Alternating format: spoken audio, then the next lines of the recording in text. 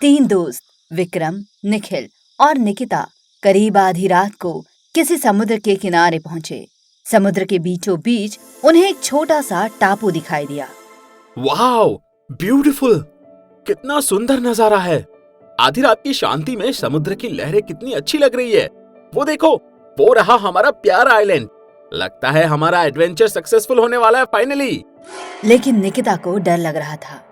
दोस्तों, मुझे तो यहाँ बहुत डर लग रहा है। चारों तरफ सन्नाटा है। सुना है इस तरह के टापू रहस्यमयी होते हैं। तुमने कहानियों में नहीं पढ़ा? ऐसे आइलैंड पर जो भी जाता है वापस नहीं आता। एडवेंचर पर जाने के लिए सबसे ज्यादा तू ही तो एक्साइटेड थी। अब क्या हुआ डरपोक? चल जल्दी से कोई नाव ढूंढते हैं जिसके सहारे हम उस आइलैंड पर पहुंच सके।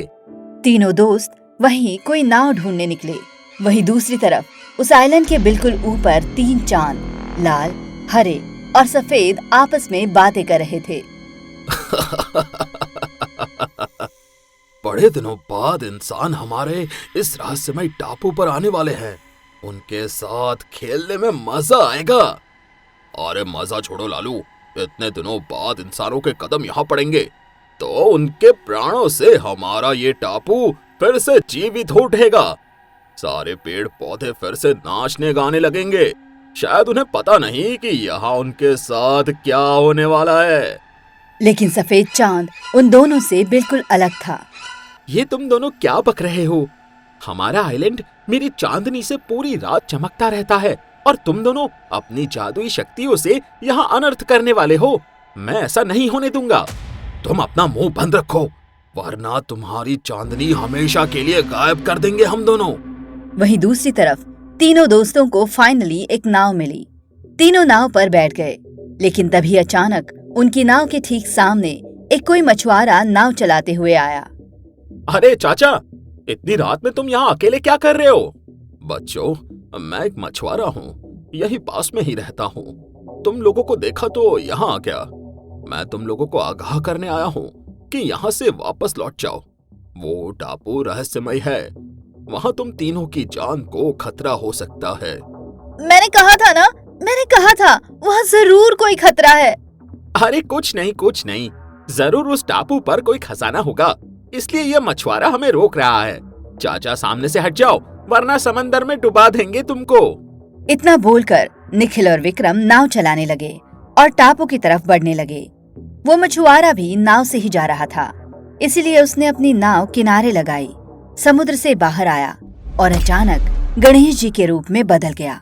पहले मैं अपने भक्तों को समझाता हूँ, उन्हें इशारा देता हूँ। अगर वो मान जाए तो ठीक, वरना जब मुसीबत हद से ज्यादा बढ़ जाएगी तब तो मुझे जाना ही पड़ेगा। अरे मूषक राज, कहाँ हो? जल्दी आओ, मुझे देवलोक ले चलो। मुझे बहुत जोरों की भूख लगी है, मोदक खाने हैं। इतने में वहाँ पर मूषक राज आए और गणेश जी उन पर बैठकर देवलोक चले गए। दूसरी तरफ तीनों दोस्त धीरे धीरे उस टापू के बिल्कुल करीब आ पहुँचे। तीनों चांद उन्हें आते हुए देख रहे थे। इन तीनों को किसी न किसी तरह इस टापू पर नहीं आने देना है। सफेद चांद ने अपनी जादुई शक्तियों से उस टापू को थोड़ा आगे की तरफ खिसका दिया। ये क्या हो गया? ये टापू अचानक हमसे इतना दूर कैसे चला गया? मुझे लगता है हमें वापस चलना चाहिए। उस मछुआरे ने बिल्कुल सही कहा था। निकिता, जो भी यहाँ हो रहा है ना, ऐसा अभी तक सिर्फ हम फिल्मों में देखते आए हैं। ऐसा एडवेंचर भला हमें कहाँ देखने को मिलेगा? मैं तो चाहता हूँ ये टापू हमारे चारों तरफ गोल गोल घूमने लगे। तभी अचानक, अरे सफेद चांद, तुम अपनी शक्तियों का गलत इस्तेमाल कर रहे हो। उन तीनों को टापू पर जाने तो दो। अरे लालू, तुम इससे बहस क्यों कर रहे हो? अगर इसके पास शक्तियां है तो हमारे पास भी शक्तियां है। अब देखो मैं क्या करता हूँ। हरा चांद अपनी जादुई शक्तियों से उस टापू को उन तीनों दोस्तों के चारों तरफ गोल गोल घुमाने लगा। निकिता तो बहुत डर रही थी, लेकिन निखिल और विक्रम ये देखकर बहुत खुश हो गए। क्या बात है यार निखिल, ये टापू तो हमारी बातें भी मानता है। मैंने जैसा कहा वैसा ही होने लगा। क्या एडवेंचर है यार, मजा आ गया। अगर मुझे स्विमिंग आती होती तो मैं अभी इस नाव से कूद जाती और घर चली जाती। निकिता डरो मत, जब तक हम दोनों तुम्हारे साथ हैं, तुम्हें कुछ नहीं होने देंगे। और अगर तुम दोनों के साथ कुछ हो गया तो? अब दोनों दोस्त शांत हो गए। वहीं आसमान में सफेद चांद। तुम दोनों ये सब क्या कर रहे हो? टापू को ऐसे गोल गोल नचाओगे तो टापू पर रहने वाले जीव जंतु, पेड़ पौधे परेशान हो जाएंगे। रुको, मैं रोकता हूँ। सफेद चांद ने अपनी शक्तियों से उस टापू को एक जगह रोक दिया। टापू बिल्कुल तीनों दोस्तों की नाव के सामने आकर रुका। चलो सफेद चांद, ये अच्छा हुआ। अब कम से कम वो तीनों हमारे टापू पर तो आएंगे। चलो दोस्तों, फाइनली हम टापू पर पहुंच चुके हैं। अब चलते हैं टापू के ऊपर। तीनों दोस्त एक दूसरे का हाथ पकड़ के किसी तरह उस टापू के ऊपर पहुंच ही गए। क्या बात है यार, ये आइलैंड तो बड़ा खूबसूरत है। चारों तरफ हरियाली है। चलो अंदर चलते हैं। सफेद चांद की रोशनी उस टापू पर पड़ रही थी, इसीलिए चारों तरफ उजाला था। तभी, वैसे दोस्तों, पहले मुझे डर लग रहा था, पर अब तो मुझे भी यहाँ अच्छा लगने लगा है। यहाँ पर हम सुकून की सांस ले पा रहे हैं। वहीं दूसरी तरफ, अभी तो सुकून के साथ मिल रही है, थोड़ी देर बाद ये लोग वापस जाने को तरसेंगे। ऐसा क्या करने वाले हो तुम लोग? हाय लालू, ये सफेद चांद तो इंसानों का कोई सगा रिश्तेदार लग रहा है। पहले इसे ही ठिकाने लगा देते हैं। इतने में हरे चांद ने अपनी जादुई शक्तियों से वहाँ पर एक बहुत बड़ा मटका प्रकट किया और सफेद चांद को उसी मटके के अंदर कैद कर दिया। छोड़ो मुझे, ये क्या कर रहे हो? ऐसे तो धरती पर पूरी तरह से अंधेरा हो जाएगा। मुझे आजाद कर दो। चुप कर, अगर हमने तुझे आजाद कर दिया तो तू हमें अपना काम नहीं करने देगा। हरिया, इस मटके को जाकर कहीं छुपा दे, फिर हम अपने काम में लगते हैं। हरे चांद ने उस मटके को ऊपर से पूरी तरह से बंद कर दिया और फिर उसे समुद्र की गहराई में फेंक दिया। बचाओ बचाओ! अब तुझे कोई नहीं बचाएगा। अरे हरिया, हमारे गुरुजी काले चांद को बुलाओ। हमने उनका आधा काम तो कर दिया है, अब हम तीनों मिलकर मजे करते हैं। इतने में उनके पास काला चांद आया। तुमने बुलाया और हम चले आए। खैर, रात काफी हो चुकी थी, इसीलिए तीनों दोस्त उस टापू पर तंबू बनाकर सो गए। अगली सुबह, क्या बात है, सुबह तो यहाँ का नजारा और भी शानदार लग रहा है। वहीं दूसरी तरफ, चलो अब हम तीनों इस टापू के 3 टुकड़े कर देते हैं। अचानक एक साथ पहले लाल चांद की आंखों से लाल रोशनी निकली, फिर हरे चांद की आंखों से हरी रोशनी और काले चांद की आंखों से काली रोशनी। तीनों रोशनियां एक साथ टापू पर पड़ी और टापू के 3 टुकड़े अलग अलग होकर एक दूसरे से दूर होने लगे। एक टापू पर निकिता थी, दूसरे टापू पर विक्रम और तीसरे टापू पर निखिल। पहली बार अब विक्रम और निखिल भी डर गए। ये क्या हो रहा है? हम तीनों तो एक दूसरे से दूर जा रहे हैं। विक्रम, निखिल, बचाओ मुझे! अरे हम कैसे बचाए? हम दोनों भी तो तुमसे दूर होते चले जा रहे हैं। ये टापू अचानक 3 हिस्से में कैसे बढ़ गया? लगता है कल रात हमें उस मछुआरे की बात मान लेनी चाहिए थी। देवलोक में बैठे गणेश जी उन तीनों को देख रहे थे और मोदक खा रहे थे। इन इंसानों को जब कोई समझाता है तो किसी की बात समझ में नहीं आती, जब खुद पर बीतती है तब पता चलता है। अब तो मैं भी नहीं आऊंगा उनकी मदद करने। थोड़ी देर बाद तीनों टापू एक दूसरे से काफी दूर जाकर रुक गए। दोस्तों, हमारी नाव भी पता नहीं कहाँ गायब हो गई, वरना हम एक दूसरे टापू पे चले जाते। अब आएगा मजा। सबसे पहले मैं अपनी जादुई शक्तियों से उस लड़की को परेशान करता हूँ। निकिता अपने टापू पर अकेली पड़ गई थी। तभी, मुझे बहुत डर लग रहा है। ऐसा करती हूँ, थोड़ा मुंह धो लेती हूँ, दिमाग ठंडा हो जाएगा। निकिता टापू के बिल्कुल किनारे जाकर समुद्र के पानी से अपना मुंह धोने लगी। तभी उसे समुद्र के भीतर खुद की परछाई दिखाई दी। क्या बात है, मैं कितनी खूबसूरत लग रही हूँ। मेरी परछाई तो मुझसे भी ज्यादा खूबसूरत है। तभी अचानक उसकी परछाई बोल पड़ी। तो ठीक है, मैं भी तुम्हारे पास आती हूँ। अपनी परछाई को बोलता देख निकिता डर गई और पीछे हट गई, लेकिन इतने में उसकी परछाई भी बाहर निकल आई और निकिता के बिल्कुल सामने खड़ी हो गई। कौन हो तुम? मेरी परछाई बाहर कैसे आई? कहीं तुम मेरी आत्मा तो नहीं हो? क्या मैं मर चुकी हूँ? इतनी जल्दी नहीं मारूंगी तुम्हें। धीरे धीरे मारूंगी। यार हरिया, हमारे काले चांद ने तो निकिता का ही रूप ले लिया। अब मैं चाहता हूँ विक्रम के पास। देखते ही देखते लाल चांद लाल टमाटर बन गया और विक्रम वाले टापू पर जाकर कहीं छिप गया। विक्रम बेचारा अकेले उस टापू पर बोर हो रहा था। मेरे दोनों दोस्त मुझसे बहुत दूर चले गए। अब मैं घर वापस कैसे जाऊंगा? मुझे तो बहुत जोरों की भूख भी लगी है। जाकर देखता हूँ, अगर यहाँ कोई फल लगे होंगे तो वही खा लेता हूँ। विक्रम भटकते भटकते उसी जगह पहुंच गया जहाँ पर वो लाल टमाटर पड़ा हुआ था। कोई फल तो मिला नहीं। चलो ये लाल टमाटर ही खा लेता हूँ। जैसे ही विक्रम ने वो लाल टमाटर उठाया, वैसे ही उसका आकार बहुत बड़ा हो गया और बोलने भी लगा। तुम तीनों अब बहुत बुरे फंस चुके हो। तुम तीनों हमारे जादुई टापू से वापस नहीं जा पाओगे। विक्रम ने लाल टमाटर डर कर दूर फेंक दिया। कौन हो तुम? ये सब क्या हो रहा है? उसके इतना बोलते ही लाल टमाटर विक्रम के पीछे पीछे भागने लगा। विक्रम भी डर कर वहाँ से भागने लगा। तेरी हिम्मत कैसे हुई हमारे टापू पर आने की? आज मैं तुझे खत्म कर दूंगा। अरे बाप रे, ये मैं कहाँ फंस गया? छोड़ दो मुझे, जाने दो। मैं दोबारा कभी इस टापू पर नहीं आऊंगा। वहीं दूसरी तरफ हरा चांद अकेला दूर से ये सब देख रहा था। अब मैं इन दोनों से कुछ अलग करूंगा। तीसरे टापू पर निखिल किसी पेड़ का सहारा लेकर बैठा हुआ था। हे गणपति बप्पा, बस एक बार हम तीनों को यहाँ से निकाल दो। आज के बाद हम कभी एडवेंचर नहीं करेंगे। जिस पेड़ के सहारे निखिल बैठा था, अचानक वही पेड़ बोलने लगा। तुम तीनों यहाँ से जिंदा वापस नहीं जा पाओगे। निखिल डर कर अचानक उस पेड़ से दूर चला गया। कौन बोला? मेरे अलावा इस टापू पर कौन है? लगता है तू ऐसे समझ नहीं पाएगा कि मैं कौन हूँ। अभी दिखाता हूँ। अचानक वही पेड़ चलने लगा। वो धीरे धीरे निखिल की तरफ बढ़ रहा था। ये देखकर निखिल की रूह कांप गई। अरे बाप रे, ये पेड़ तो चल रहा है। अरे कोई बचाओ, ये कहाँ फंस गया मैं? अब विक्रम आगे आगे भागने लगा और वो पेड़ उसके पीछे पीछे।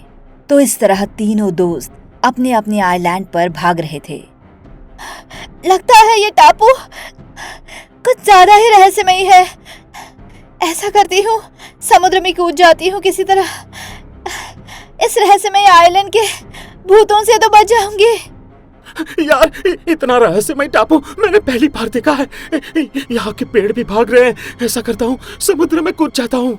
तो इस तरह तीनों दोस्त अपने अपने टापू के बिल्कुल किनारे पर पहुंच गए। लेकिन जैसे ही उन्होंने नीचे की तरफ देखा, तो नीचे समुद्र की जगह पूरी धरती दिखाई दे रही थी, क्योंकि वो तीनों टापू अब आसमान में पहुंच चुके थे। अब तीनों टापू धीरे धीरे एक दूसरे के थोड़ा सा करीब आ गए, इसीलिए तीनों दोस्त एक दूसरे को देख पा रहे थे। निकिता, निखिल, मेरे पीछे बहुत ही खतरनाक टमाटर पड़ा हुआ है। यार, मेरे पीछे तो एक पेड़ पड़ा हुआ है। एक बार ऊपर वाले को याद कर लेते हैं। आज हम नहीं बचने वाले। पता नहीं ये टापू आसमान में कैसे पहुंच गया।